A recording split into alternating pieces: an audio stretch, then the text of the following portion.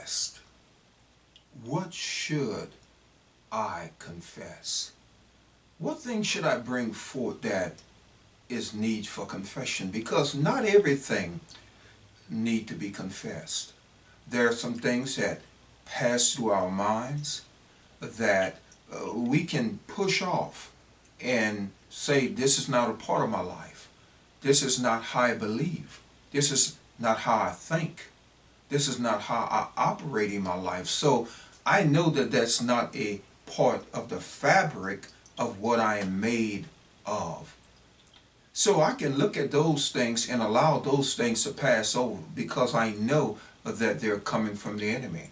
Sometimes they'll come from the voice of others who declare who they believe that you are. But you know truly from your heart that that's not who you are, no matter if they try to define you in such a manner. You know that it's not you. So there's no need to confess that. But dearly beloved, when there is justified criticism from others in your life, then it is worth looking into your life and to manage what someone is saying to you or sharing with you. So what should you confess?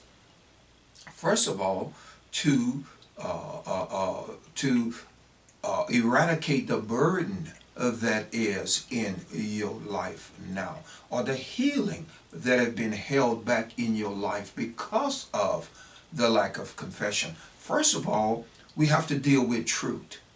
We have to deal with truth. We have to make sure that what we are confessing is truth. You can't fake the Lord. You can't fake God. You can't say, well, you know what, I did such and such a thing, and I did it for that purpose and that intent. But dearly beloved, remember, the Lord knows the intent of everything that we do. And so we must confess in truth. And secondly, we cannot have pride involved at all. And pride, what it does, it masks over something. You know, it says, yes, I did that because of this. And it never takes the fault upon themselves in what they have done. They always say, basically, I reacted to the fact that you did such and such a thing. And beloved, that is a sense of pride. And you can't come before God with that pride. But you have to look at your own life. You know, as the old analogy says, that if you squeeze an orange, lemon juice is not going to come out of it, but orange juice will. So as you and I are frustrated in this life, Christ should emanate out of us, not an attitude of vengefulness, an attitude of, you know, I'm going to get you back, or you or done this to me, and so this is the way I responded.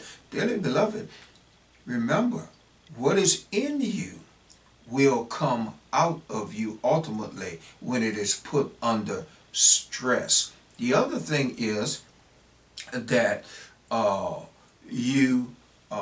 me see what I had. Disappointments.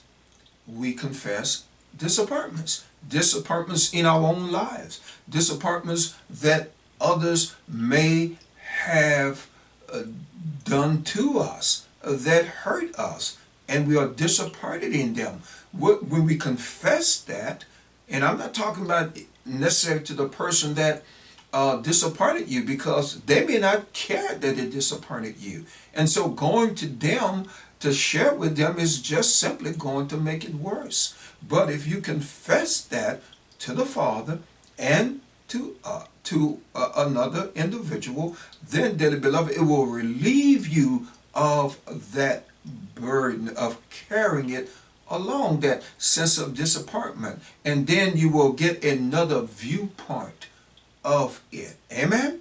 And look at it in a different way than what you may be looking at it right now. Because know this, no disappointment in life that anyone will ever do to you has the power to retain you, have the power to restrain you, or to keep you from prospering in the Lord. Amen? No matter what their disappointments are and how many times they disappoint you, it has no ability, no way to tie you down unless you just desire to be tied down by what disappointment that happened in your life. But with God, dearly beloved, He does not want you to walk in that kind of way. And also regrets. You can confess your regrets to one another. Because sometimes when we carry regrets, dearly beloved, that can turn to anger, just like disappointment does. It can turn to anger or even frustration in your life and hold you back from what God really truly wants to do in your life. And there are many things in many places that God desired to bring us that we might be a healing vessel for others. But we are unable to heal others or lead others to healing because our soul is so sick. And dearly beloved, there is nothing greater in life that for a sin-sick soul than confession, because it will relieve you, it will release you, dearly beloved. And so we must realize that we have things that we are called to confess, and we need to acknowledge it and understand that God has set this in place so that way we can say, as Jesus said, my burdens are light and my yoke is easy. Beloved, the Lord God does not want us walking under the power, the strength, the weight, the burden of guilt. And all these things that I'm talking about will bring guilt in your life if you do not watch it. Amen.